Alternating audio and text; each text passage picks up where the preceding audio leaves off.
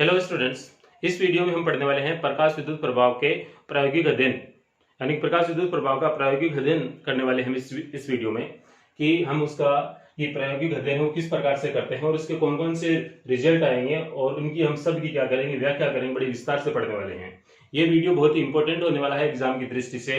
अक्सर यहाँ से इस टॉपिक से कम 2 नंबर के क्वेश्चन पूछे जाते हैं और ज्यादातर बच्चों के ये वाले क्वेश्चन गलत होते हैं क्योंकि वो समझते नहीं है इसको, या फिर समझते हैं तो उनको समझ में नहीं आता है। या कहने का मतलब है कि ज्यादातर विद्यार्थी इस टॉपिक का आगे तक जो मतलब मटेरियल होगा उसका क्या लगाएंगे, रट्टा लगाएंगे। बट आपको अभी रट्टा नहीं लगाना है, आपको फुल कॉन्सेप्ट समझना है। उम्मीद करूंगा मैं कि आपको ये कॉन्सेप्ट अच्छे से समझ में आएगा। ठीक है, तो देखते हैं कि आपको कितना ये समझ में आता है। तो सबसे पहले हम बात करते हैं प्रकाश विद्युत प्रभाव की। यानी प्रकाश विद्युत प्रभाव क्या है। पिछले वाले वीडियो में आपने देखा था कि जब किसी धात्विक सतह पर प्रकाश को आपतित करवाया जाता है और उसकी आवृत्ति क्या होनी चाहिए, उचित होनी चाहिए, तो उस कंडीशन में वहां से इलेक्ट्रॉन उत्सर्जित होते हैं। और जो इलेक्ट्रॉन उत्सर्जित हो रहे हैं उनका संबंध यदि हम किसी बंद परिपथ से करते हैं तो वहां पर क्या होगी, एक धारा प्रवाहित होगी और उस धारा का ही क्या नाम है, प्रकाश विद्युत धारा। इतनी बात आपको याद होनी चाहिए। ठीक है, थोड़ा आपको देलीय आवृत्ति के बारे में भी पता होना चाहिए और कार्यफलन के बारे में भी पता होना चाहिए। तो सबसे पहले हम इस एक्सपेरिमेंट का जो सेटअप है उसके बारे में बात कर लेते हैं। सर्वप्रथम इसका जो प्रायोगिक अध्ययन है यानी कि इसका प्रकाश विद्युत प्रभाव का सर्वप्रथम जो प्रायोगिक अध्ययन है वो होलबॉक्स तथा लेनार्ड ने किया। होलबॉक्स तथा लेनार्ड ये दो वैज्ञानिक हैं। उन्होंने क्या किया, एक धात्विक सतह पर प्रकाश को आपतित करवाया और वहां से इलेक्ट्रॉन उत्सर्जित हुए और उनका इन्होंने एक एक्सपेरिमेंटली अध्ययन किया। ठीक है, उन्होंने जो सेटअप लिया उसमें क्या क्या लिया, उन्होंने एक निर्वात नलिका ली।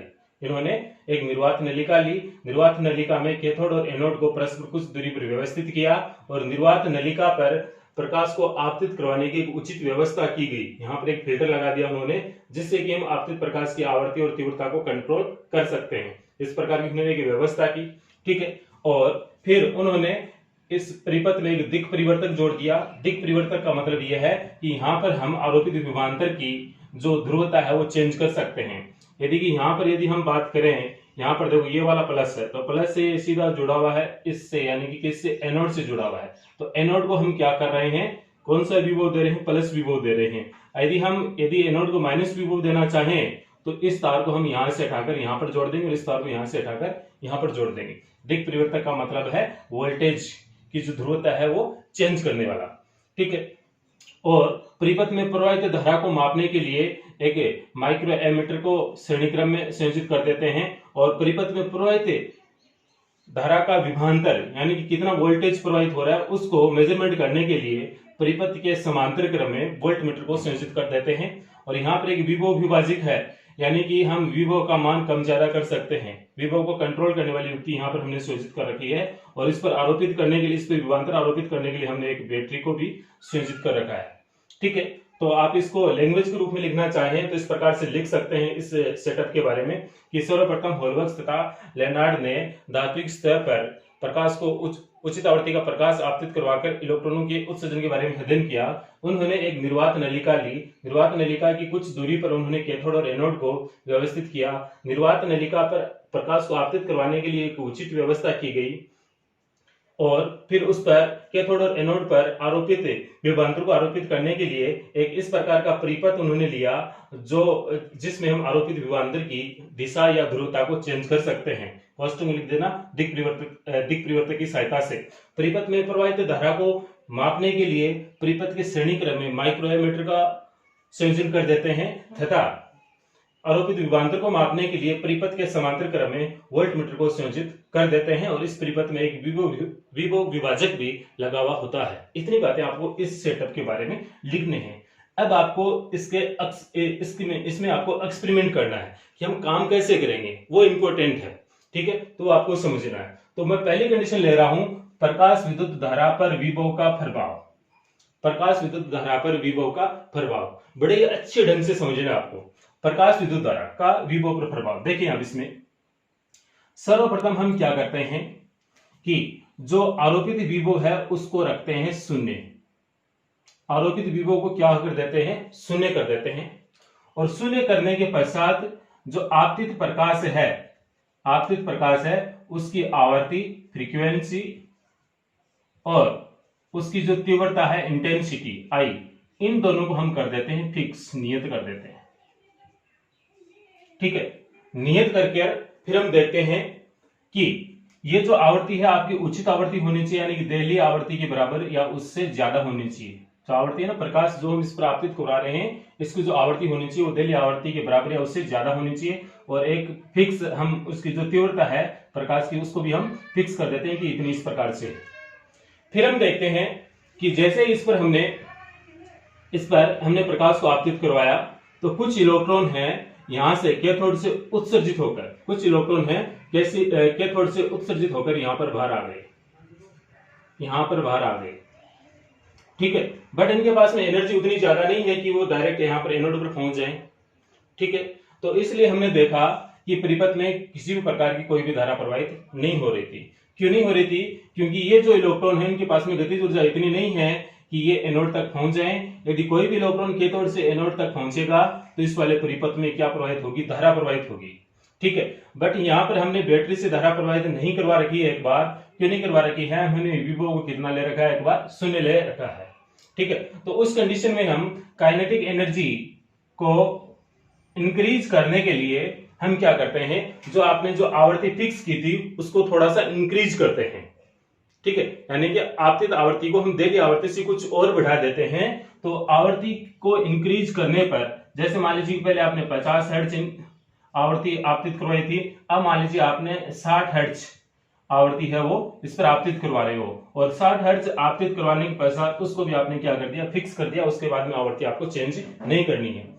तब कुछ एक इलेक्ट्रॉन है वो यहां से, उनके पास में काइनेटिक एनर्जी आ जाएगी, और काइनेटिक एनर्जी आने के पश्चात वो कहां पर पहुंच जाएंगे? एनोड पर पहुंच जाएंगे, ठीक है। तो यहाँ पर क्या है? ये इलेक्ट्रॉन गमन कर रहे हैं किसमें? निर्वात नलिका में, ठीक है। सुनते रहे आप लगातार। तो जैसे ही एक इलेक्ट्रॉन मान लीजिए कैथोड से एनोड तक पहुंचेगा तो इस परिपथ में क्या प्रवाहित होगी? धारा प्रवाहित होगी। और धारा को कौन मेजरमेंट कर लेगा? आपका माइक्रोमीटर। यानी कि यहाँ पर एक इस प्रकार का एक मीटर लगा हुआ रहता है, ठीक है। जैसे ही उसमें धारा प्रवाहित होगी तो इसका जो संकेतक है वो आगे की तरफ बढ़ने लगेगा। तो हम समझ गए कि यहां से क्या हो रहा है? धारा प्रवाहित हो रही है। बट आपने यहां से बैटरी से कोई भी धारा इसको अप्लाई नहीं की है, फिर भी यहाँ पर धारा प्रवाहित हो रही है। इसका मतलब धारा किसके कारण प्रवाहित हो रही है? इस प्रकाश के कारण प्रवाहित हो रही है। क्योंकि जैसे इस उचित आवृत्ति का प्रकाश आपतित करवाया तो यहां से कुछ इलेक्ट्रॉन निकलकर कैथोड से एनोड की तरफ गए, तो जाने पर इस परिपथ में क्या प्रवाहित होगी? धारा प्रवाहित होगी। ये बात इंपॉर्टेंट है। और जो धारा प्रवाहित हो रही है उसी का क्या नाम है? प्रकाश विद्युत धारा। अब हम एक ग्राफ बना रहे हैं, उसकी सहायता से आपको ढंग से समझ में आएगा।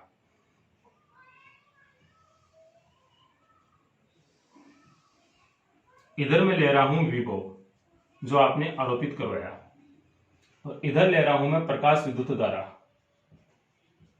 प्रकाश विद्युत धारा, इसको मैं लिखूंगा स्मॉल आई से, ठीक है। आरोपित विभवांतर आपको कितना लेना है? शुरू में 0 लेना है, तो मैंने 0 इंडिकेट किया, ठीक है।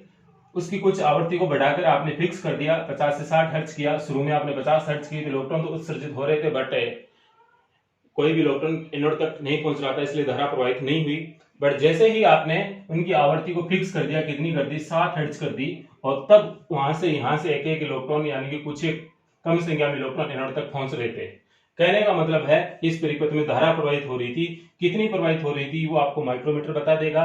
तो कहने का मतलब है जब विभव 0 था तब इसमें धारा प्रवाहित हो रही थी, और हमने मान ली कि धारा इतनी प्रवाहित हो रही है, ठीक है।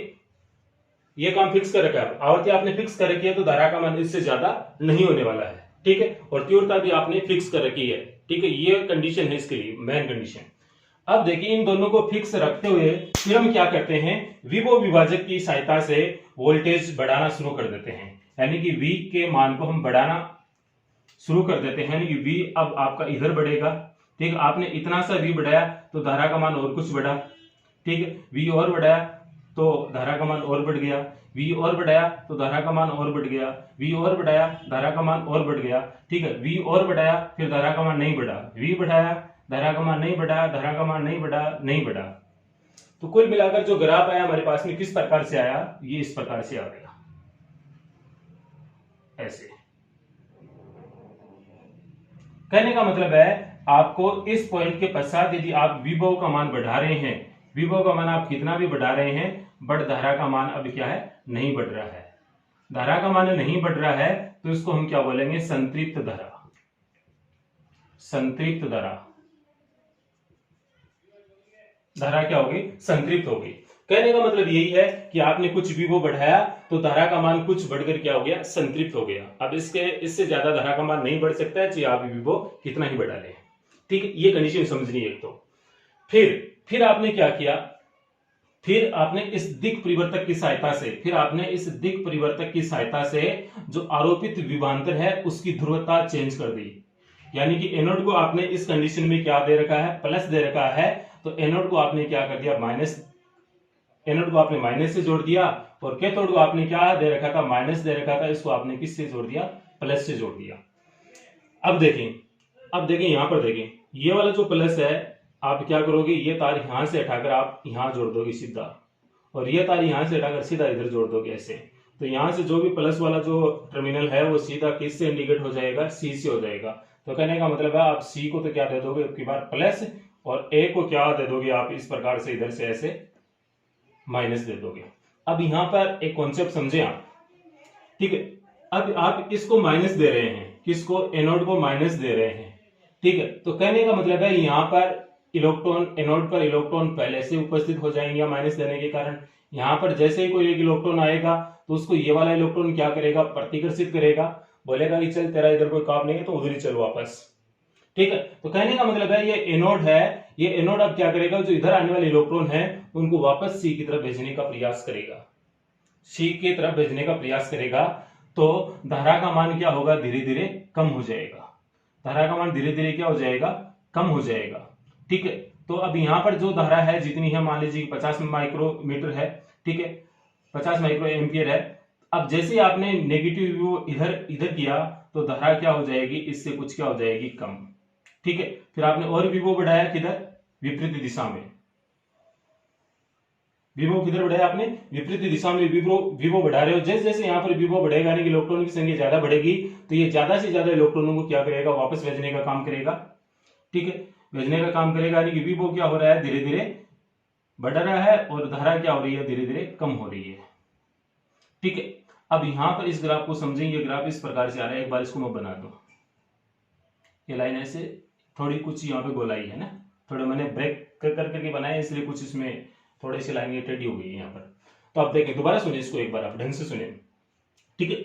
जैसे ही यहाँ पर मैं विभो, यहाँ पे एक स्विच होता है, तो इस स्विच के साथ जैसे जैसे मैं वोल्टेज बढ़ाऊंगा अपोजिट डायरेक्शन में, तो यहाँ पर इलेक्ट्रॉन की संख्या धीरे धीरे बढ़ेगी, और जैसे जैसे यहाँ पर इलेक्ट्रॉन की संख्या बढ़ेगी वैसे वैसे यहाँ पर प्रतिकर्षण क्या होगा, ज्यादा होगा, यानी कि इलेक्ट्रॉन को प्रतिकर्षण बल ज्यादा लगेगा, यानी कि इलेक्ट्रॉन यहाँ तक नहीं आ पाएंगे, इलेक्ट्रॉन यहां तक नहीं आ पाएंगे। और एक कंडीशन लास्ट में ऐसी आ जाएगी एक निश्चित विभव पर, कि वह विभव आरोपित करने पर एक भी इलेक्ट्रॉन कैथोड से एनोड की तरफ नहीं आएगा, एक भी इलेक्ट्रॉन कैथोड से एनोड की तरफ नहीं आएगा, यानी कि इससे प्रतिकर्षित होकर पुनः इधर ही मूव कर जाएगा।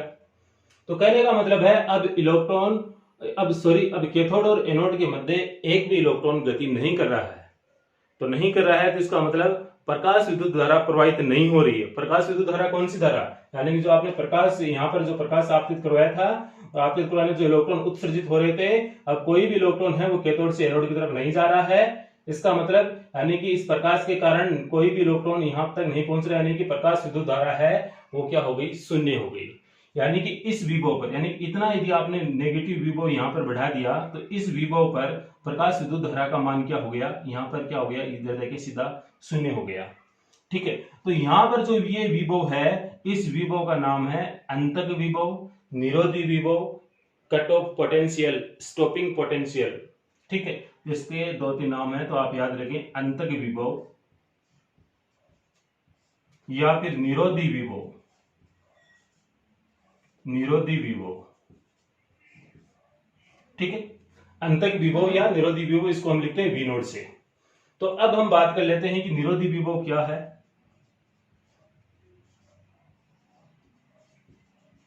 इंपॉर्टेंट है, बहुत बार एग्जाम में, बोर्ड एग्जाम में पूछा गया है और आगे भी पूछा जाता है, ठीक है। निरोधी विभव क्या है, अब सुन लीजिए, कैथोड और एनोड के मध्य आरोपित कौन सा नेगेटिव विभवांतर, कौन सा नेगेटिव विभवांतर, कैथोड व एनोड के मध्य आरोपित वह ऋणात्मक विभवांतर जिसके लिए प्रकाश विद्युत धारा का मान शून्य हो जाए, जिसके लिए प्रकाश विद्युत धारा का मान शून्य हो जाए तो आरोपित विभवांतर ही क्या कहलाएगा, अंतक विभव या निरोधी विभव।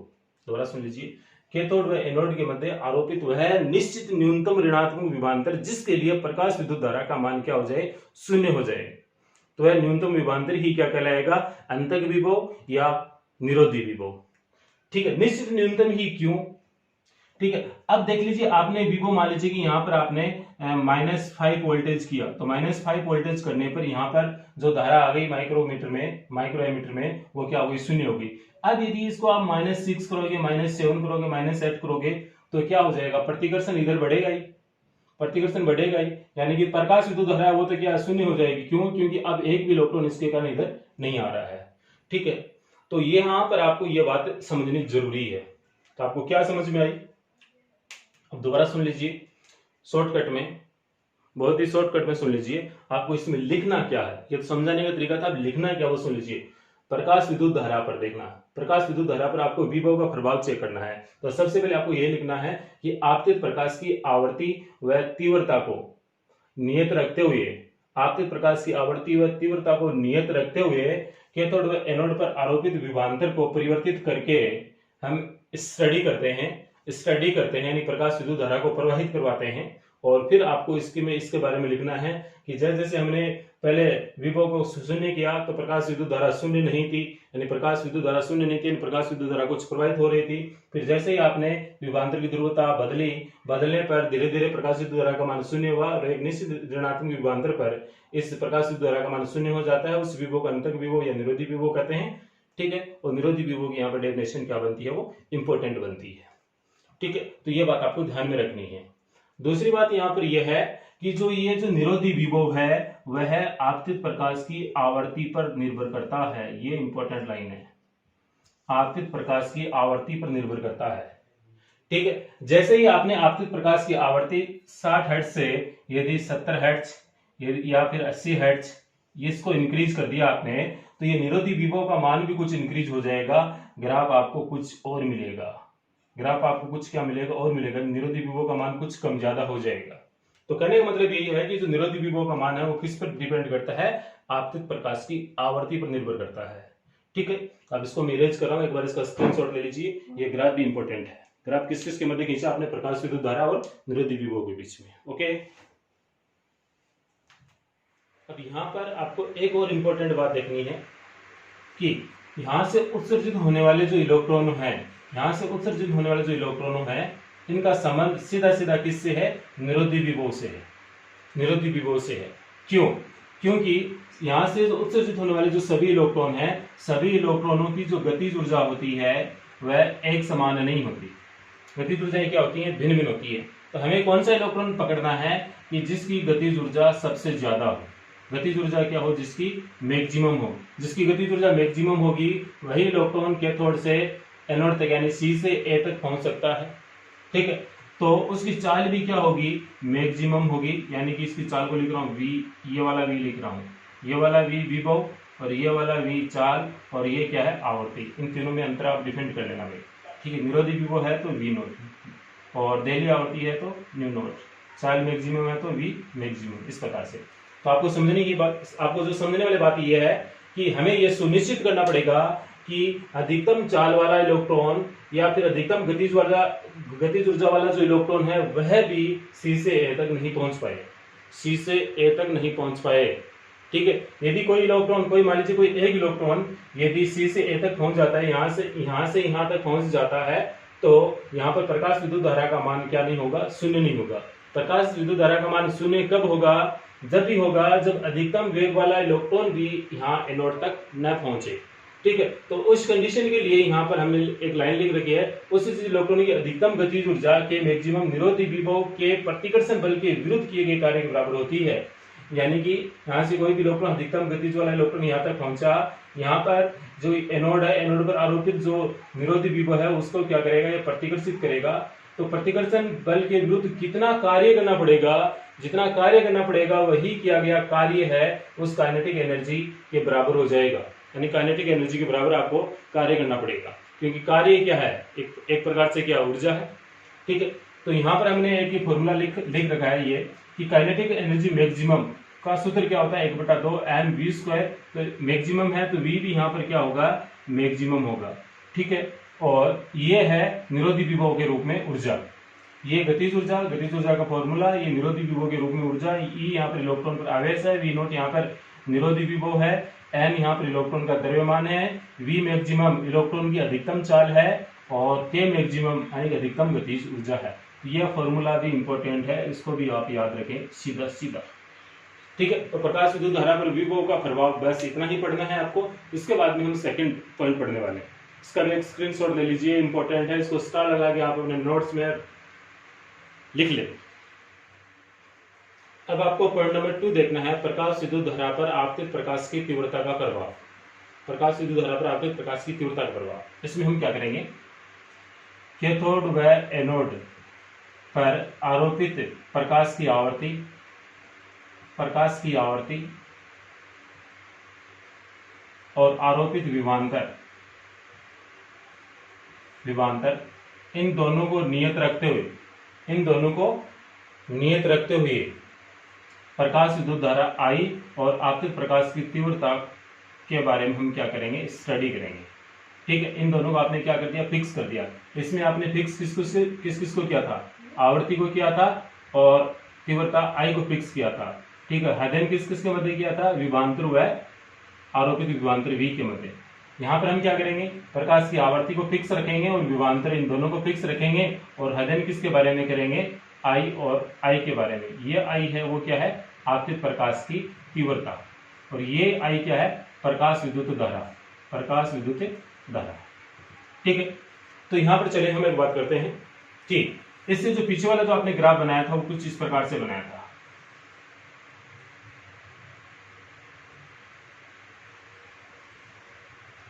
ग्राफ ऐसे बनाया था, इधर विभव V और इधर प्रकाश विद्युत धारा I। यहां पर हम मान लेते हैं कि यहाँ पर जो आपतित प्रकाश की जो तीव्रता है वो I है। ठीक है, आपने एक प्रकाश यहाँ पर आपतित करवाया और उसकी प्रारंभ में जो तीव्रता रखी आपने क्या रखी, I1 रखी। ठीक है, जितने I1 का मान जितना है उतना है रखी, और इसके लिए जो ग्राफ बना इस प्रकार से बना। अब आपने क्या किया, जो आपतित प्रकाश की तीव्रता है उसको आपने क्या कर दिया, बढ़ा दिया। I1 से बढ़ाकर इसको क्या कर दिया, I2 कर दिया, कुछ इंक्रीज किया। तो आपको पता चला कि जो संतृप्त धारा है, ये वाली जो संतृप्त धारा है, इसका मान भी कुछ क्या हो गया, बढ़ गया, बढ़कर कुछ इस प्रकार से। ठीक है, I2 के लिए फिर आपने प्रकाश से आपके प्रकाश की तीव्रता है उसको और इंक्रीज किया, I2 से भी कुछ आपने ज्यादा कर दिया, I3 कर दिया।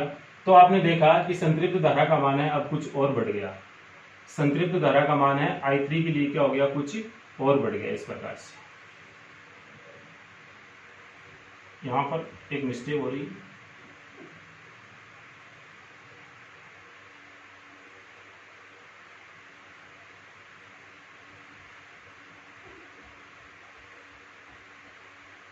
ठीक है, और तीनों ही कंडीशनों में आपको ये मिलेगा कि जो निरोधी विभव है V0 वो क्या मिलेगा, सेम मिलेगा। यदि आपने आवृत्ति फिक्स कर रखी है, चाहे आप तीव्रता चाहे कितनी कम ज्यादा करें, बट उसके लिए निरोधी विभव का मान है वो क्या होगा, चेंज नहीं होगा। यदि आपने यहाँ पर ये लोहे के लिए, ये आपने अब जो कैथोड है वो लोहे के लिए बना रखा है, तो लोहे के लिए निरोधी विभव का मान इस आवृत्ति के लिए जितना होगा उतना ही रहेगा। यदि -1 वोल्ट है तो यहाँ पर आप तीव्रता चाहे कितनी इंक्रीज करें कितनी कम करें, डिक्रीज या इंक्रीज करें, बट निरोधी विभव का मान कितना रहेगा, -1 वोल्ट ही रहेगा। ठीक है, यदि आपने यहाँ पे जिंक ले रखा है तो जिंक के लिए यदि आपको निरोधी विभव किसी निश्चित आवृत्ति के लिए मान लीजिए कि 0.2 वोल्ट मिल रहा है, तो आपको ये 0.2 वोल्ट ही मिलेगा, चाहे आप तीव्रता में कितना ही उतार चढ़ाव करें। तो यहाँ पर आपको एक बात समझनी है कि जैसे ही हम तीव्रता बढ़ा रहे हैं तो प्रकाश विद्युत धारा का मान बढ़ रहा है। ऐसा क्यों? ऐसा इसलिए हो रहा है कि जैसे हम आपतित प्रकाश की तीव्रता बढ़ाएंगे तो यहाँ पर जो प्रति सेकंड उत्सर्जित होने वाले जो इलेक्ट्रॉन है, शब्दों पर जाएं आप, प्रति सेकंड जो उत्सर्जित होने वाले जो इलेक्ट्रॉन है उनकी संख्या में वृद्धि हो रही है। यदि इलेक्ट्रॉन की संख्या में वृद्धि हो रही है तो निश्चित रूप से हम किसको इंगित कर रहे हैं, धारा की वृद्धि को इंगित कर रहे हैं, यानी कि धारा भी क्या होने वाली है, बढ़ने वाली है। ठीक है, तो एक बात आपको समझनी है कि उत्सर्जित होने वाले जो इलेक्ट्रॉन है, किसी भी धातु से जो उत्सर्जित होने वाले जो इलेक्ट्रॉन है वो किस पर डिपेंड करते हैं, आपतित प्रकाश की तीव्रता पर। यदि आप तीव्रता को बढ़ा रहे हैं तो उत्सर्जित होने वाले इलेक्ट्रॉनों की संख्या है वो भी क्या हो जाएगी, बढ़ जाएगी। ठीक है, तो धारा बढ़ने से संतृप्त धारा का मान भी क्या हो जाएगा, बढ़ जाएगा। अब यदि हम संतृप्त धारा और आपतित प्रकाश की तीव्रता के मध्य ग्राफ खींचें तो ग्राफ आपको क्या मिलेगा, सीधी रेखा के रूप में, क्योंकि दोनों एक दूसरे के क्या है, समानुपाती हैं। यदि इधर आपने तीव्रता बढ़ाई है तो संतृप्त प्रकाश की जो प्रकाश विद्युत धारा का जो संतृप्त मान है वो भी क्या हो जाएगा, इंक्रीज हो जाएगा। दोनों एक दूसरे के क्या समानुपाती हैं, यानी कि आई और ये वाला आई दोनों क्या एक दूसरे के समानुपाती हैं। तीव्रता ज्यादा बढ़ाओगे तो प्रकाश विद्युत धारा का मान क्या होगा, ज्यादा होगा। ठीक है, तीव्रता से मतलब क्या है, यदि मान लीजिए कि इस क्लासरूम में मैंने मान लीजिए कि 5 ट्यूबलाइट जला रखी हैं, ठीक है, इनमें से यदि मैं 3 ट्यूबलाइट है वो ऑफ कर दूं तो प्रकाश क्या हो जाएगा, कम हो जाएगा। इसका मतलब क्या कम हुआ, उसकी तीव्रता कम हो गई। यदि मैं 5 की जगह 10 ट्यूबलाइट जला लूं एक साथ तो इसका मतलब क्या है, मैंने तीव्रता है अब इंक्रीज करवा दी, यानी तीव्रता मैंने बढ़ा दी। तो तीव्रता से मतलब समझ रहे हैं ना आप, कम ज्यादा। ठीक है, दूसरी बात यहाँ पर एक चीज और भी है कि आपतित प्रकाश की जो तीव्रता है वह दूरी के वर्ग के व्युत्क्रमानुपाती होती है। ठीक है, यानी कि जैसे जैसे हम प्रकाश स्रोत से दूरी बढ़ा, मान लीजिए ये अपनी धातु की प्लेट है और इस प्रकाश स्रोत की यदि हम दूरी बढ़ा रहे हैं तो इसकी जो तीव्रता है वो लगातार क्या होती जाएगी, कम होती जाएगी। अरे यही बात है, सिंपल बात है। सर्दियों के दिनों में आपने देखा होगा कि यहाँ पर मान लीजिए कि आग जल रही है, ठीक है, और आप यहाँ पर खड़े हैं। ठीक है, आप यहाँ पर खड़े हैं तो कुछ समय पश्चात आपको इससे दूर हटना पड़ेगा। क्यों? क्योंकि जो आग की जो तीव्रता है वो क्या है, ज्यादा है। तो आप कुछ क्या करोगे, उससे कुछ दूरी बना लोगे, तो दूरी बनाओगे तो उसकी आग की जो तीव्रता हो क्या हो जाएगी, कम हो जाएगी। यानी कि दूरी के साथ तीव्रता क्या हो जाती है, कम हो जाती है। और जो तीव्रता है दूरी के साथ इस प्रकार से संबंध रखती है। ये भी एक लाइन है, कोई ज्यादा कोई इसमें कोई खास बात नहीं है। ठीक है, तो आपको लिखना क्या इसमें आपको ये लिखना है कि कैथोड व एनोड के मध्य आरोपित कैथोड व एनोड पर आरोपित विभवांतर व कैथोड पर आपतित प्रकाश की आवृत्ति को नियत रखते हुए प्रकाश की तीव्रता और प्रकाश विद्युत धारा के मध्य संबंध स्थापित करते हैं। हम उनके दोनों के लिए विश्लेषण करेंगे तो हम देखते हैं कि प्रकाश की तीव्रता बढ़ाने पर उत्सर्जित होने वाले इलेक्ट्रॉनों की संख्या में वृद्धि होती है, अतः प्रकाश विद्युत धारा का भी मान बढ़ता है। और यदि हम आपतित प्रकाश की तीव्रता को बारी बारी से यदि हम बढ़ाकर देखते हैं तो संतृप्त धारा का मान भी बढ़ जाता है, परंतु निरोधी विभव का मान क्या रहता है, नियत रहता है। अतः स्पष्ट है कि आपतित प्रकाश की तीव्रता है वो निरोधी विभव पर डिपेंड नहीं करता है, या फिर इसका उल्टा बोल सकते हो कि निरोधी विभव है वो आपतित प्रकाश की तीव्रता पर निर्भर नहीं करता है। ठीक है, कभी भी यहाँ पर ये जो छोटे छोटे लाइनें उनसे यहाँ से एक एक नंबर के क्वेश्चन पूछे जाते हैं। इस यहाँ से जितनी भी बातें करें ना हम, यहाँ से एक एक नंबर के क्वेश्चन आते हैं बीच में से। ठीक है, तो आप फटाफट इसका एक स्क्रीनशॉट ले लीजिए। और ये वाला ग्राफ दोनों क्या है, इंपॉर्टेंट है। आप पॉइंट नंबर 3 देखें, प्रकाश विद्युत धारा पर आपतित प्रकाश की आवर्ती का प्रभाव। ठीक है, इसके लिए हम क्या करते हैं वो सुन लीजिए पहले। कैथोड पर आपतित प्रकाश की तीव्रता, कैथोड व एनोड पर आरोपित विभवांतर, इन दोनों को नियत रखते हुए यदि आपतित प्रकाश की जो आवृत्ति यदि उसको हम देहली आवृत्ति से कम रखें तो प्रकाश विद्युत धारा I का मान क्या होगा, 0 होगा। यानी प्रकाश विद्युत धारा I बराबर क्या मिलेगा आपको, 0 मिलेगा। ठीक है, यानी कि यहाँ पर जो प्रकाश आपतित हो रहा है उसकी आवृत्ति यदि आपने देहली आवृत्ति से कम कर दी, ठीक है, तो यहाँ पर जो प्रकाश विद्युत धारा का मान है वो क्या होगा, 0 होगा। ठीक है, एक बात समझ में आ गई।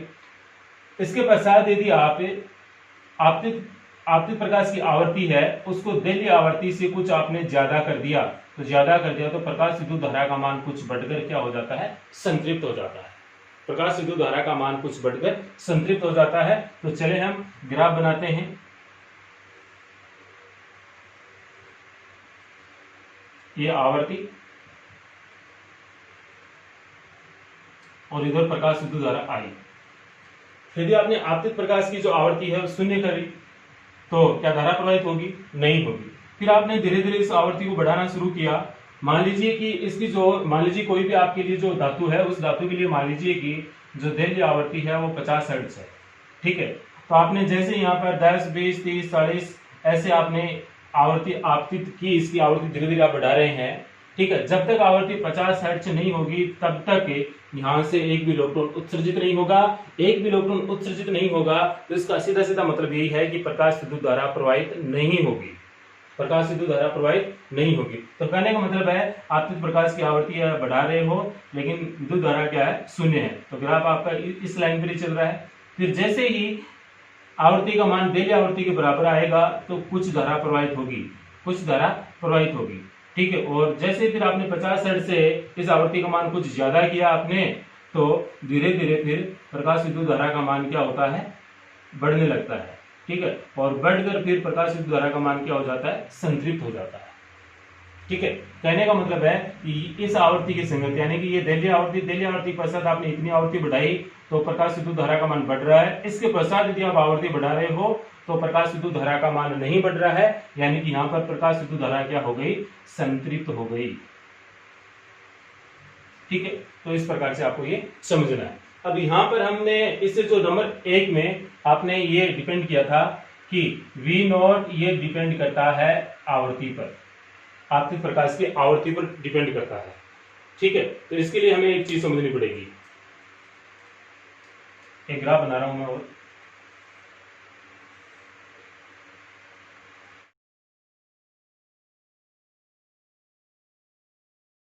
है कि भिन्न भिन्न आवर्तियों के लिए यानी कि भिन्न भिन्न आवर्ती आरोपित करने पर निरोधी विभव का मान भी क्या होगा, भिन्न भिन्न होगा। निरोधी विभव का मान भी क्या होगा, भिन्न भिन्न होगा। बट जो संतृप्त धारा मिलेगी आपको वो क्या मिलेगी, इतनी ही मिलेगी। ठीक है, तो आपने जैसे मान लीजिए कि आपने जो आरोपित आवृत्ति है मान लीजिए वो कुछ आपने इंक्रीज की तो इसके लिए आपको मान इतना मिला। फिर आपने आवर्ती का मान मान लीजिए कि 70 किया तो 70 के लिए आपको निरोधी विभव कुछ मिलेगा, 80 के लिए निरोधी विभव आपको कुछ और मिलेगा। ठीक है, 90 के लिए आपको निरोधी विभव कुछ और मिलेगा। बट जो संतृप्त धारा है वो क्या रहेगी, सेम रहेगी। संतृप्त धारा सबके लिए क्या रहेगी, सेम रहेगी। प्रत्येक आवर्ती के लिए जो संतृप्त धारा है वो क्या रहेगी, सेम रहेगी। जैसे मान लीजिए कि एक धातु है ये, आपने यहाँ पर 50 किया, 60 किया, 70 किया, 80 किया। ठीक है, इस प्रकार से आप बढ़ा रहे हो। मान लीजिए आपने यहाँ पर 100 हर्ट्ज कर दिया तो 100 हर्ट्ज के बाद में क्या हो गई, आपकी धारा नियत हो गई। यहाँ पर भी आपको हम क्या समझा रहे हैं, यही समझा रहे हैं कि जो आरोपित आवृत्ति है वह यदि आप भिन्न भिन्न ले रहे हो, यदि आपने 60 हर्ट्ज ली तो धारा इतनी ही प्रवाहित होगी। ठीक है, 17 ली धारा इतनी प्रवाहित होगी, 80 ली तो धारा इतनी प्रवाहित होगी, तो उसके पश्चात धारा क्या हो जाएगी, संतृप्त हो जाएगी। तो भिन्न भिन्न आवर्तियों के लिए जो निरोधी विभव का मान है वो भी क्या होगा, भिन्न भिन्न प्राप्त होगा। ठीक है, दूसरी बात यह है देहली आवर्ती। तो देहली आवर्ती का जो मान है वह भिन्न भिन्न धातुओं के लिए भिन्न भिन्न होता है। या कहने का मतलब ये है कि देहली आवर्ती का मान धातु की प्रकृति पर निर्भर करता है। देहली आवर्ती का मान धातु की प्रकृति पर निर्भर करता है। ठीक है, यहाँ पर हमें एग्जाम की दृष्टि से एक इंपॉर्टेंट क्वेश्चन समझने वाले हैं, कई बार एग्जाम में आ भी गया है।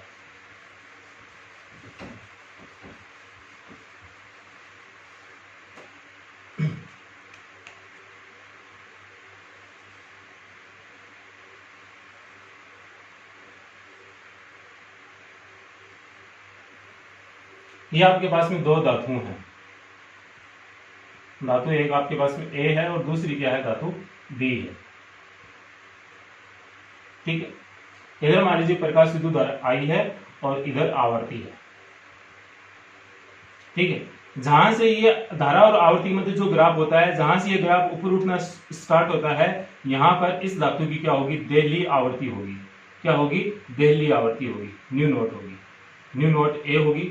और यहाँ पर इस धातु बी की क्या होगी, यहाँ पर देहली आवर्ती होगी, न्यू नोट बी होगी। यहाँ पर इसका जितना मान 50 हर्ट्ज तो इसका मान 50 हर्ट्ज हो जाएगा, इसका मान 70 तो इसके लिए क्या हो जाएगा, 70 हर्ट्ज हो जाएगा। ठीक है, तो अब आप ऐसे बता सकते हैं क्या कि किस धातु के लिए निरोधी विभव का मान ज्यादा होगा, किस धातु के लिए निरोधी विभव का मान ज्यादा होगा, किस धातु का जो तरंगदैर्ध्य है वो क्या होगा, आपतित प्रकाश की जो तरंगदैर्ध्य वो ज्यादा होगा। तो इसमें एक संबंध होता है कि जो देहली तरंगदैर्ध्य lambda naught is equal to C upon nu naught होता है। यह फॉर्मूला आप याद रखें। इस फॉर्मूले की सहायता से हम बता सकते हैं कि किसका तरंगदैर्ध्य ज्यादा है और किसका तरंगदैर्ध्य कम है। धातु ए की दैर्ध्य आवृत्ति क्या है? कम। धातु बी की दैर्ध्य आवृत्ति क्या है? ज्यादा। ठीक है, तो धातु ए के लिए जो तरंगदैर्ध्य है वो क्या है? यदि ये वाला मान कम है, यदि ये वाला मान कम है तो इसका मान क्या होगा? ज्यादा होगा। तो धातु ए के लिए जो तरंगदैर्ध्य है वो क्या होगा? ज्यादा होगा, और बी के लिए तरंगदैर्ध्य क्या होगा? कम होगा। ठीक है, तो ये वाला फॉर्मूला भी आप ध्यान में रखें। कई बार न्यूमेरिकल्स में इस प्रकार के क्वेश्चन भी आ जाते हैं। सीधा ये ग्राफ दे दिया जाता है, आपसे पूछ लिया जाता है कि धातु ए व बी की वे में से किसकी दैर्ध्य आवृत्ति ज्यादा है, तो ये तो आप ग्राफ में सीधा देकर बता दोगे। बट तरंगदैर्ध्य के बारे में पूछ लिया जाए कि ए और बी में किसके लिए तरंगदैर्ध्य का मान ज्यादा है, दैर्ध्य तरंगदैर्ध्य का मान ज्यादा है, तो आप इस फॉर्मूले को एक्सप्लेन करके फिर बता सकते हैं कि इसका ज्यादा है, इसका कम है। ठीक है, फिलहाल इस वीडियो में इतना ही है। मैंने भरपूर कोशिश की है कि आपको ये टॉपिक अच्छे से समझ में आए, और यदि आपको ये टॉपिक अच्छे से समझ में आया है तो आप वीडियो को लाइक कीजिए, शेयर कीजिए, और चैनल को अभी तक आपने सब्सक्राइब नहीं कर रखा है तो प्लीज आप चैनल को सब्सक्राइब भी कर लीजिए। फिलहाल इस वीडियो में इतना ही है, और वीडियो देखने के लिए थैंक यू।